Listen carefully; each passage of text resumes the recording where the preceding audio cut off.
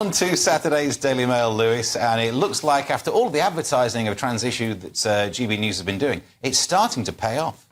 Well, was a real surprise to me that the NHS, Trans Britain, it says, according to the Daily Mail, NHS carries out one gender swap surgery. That's a sex, whatever they call it.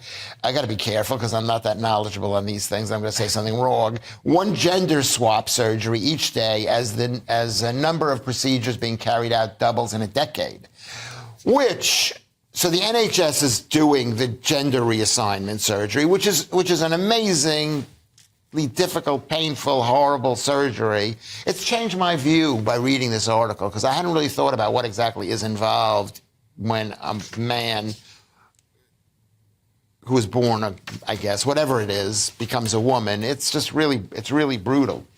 And which is, I'm sure they use anaesthetic. They do, but it's like you got to have your urinary tract reattached, and you got to have a shape made for.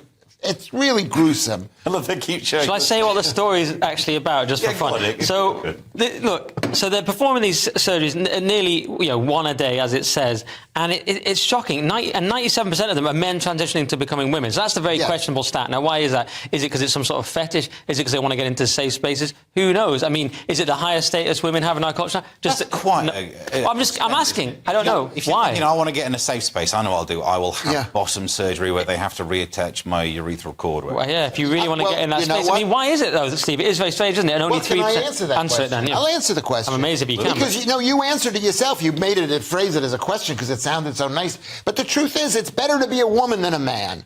And we know that. I know Louis Schaefer's life seems amazing. Your life is amazing with your podcasts and stuff, and Steve's been on TV. But men are hated. But men are hated.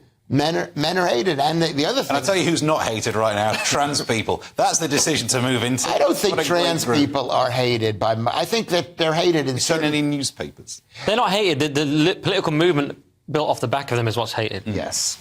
And I think... So it seems like you wouldn't make that decision. Like, men are getting a lot of flack. Yeah. I know what I'll do. I'll have bottom surgery with my urethral thing being really... But then why has the number gone up so massively? I mean, that's because it's a social trend, right? That's why it's gone up on the whole. It hasn't gone up that massively. It's only 355, which... It's much higher than it was. It was, but that's only 355. That's one a day. That's not a tremendous number. But it was 170-something a number of years ago. Yes, okay. But it's still only 355. You're not thinking there's 10,000 a year or 20,000 a year.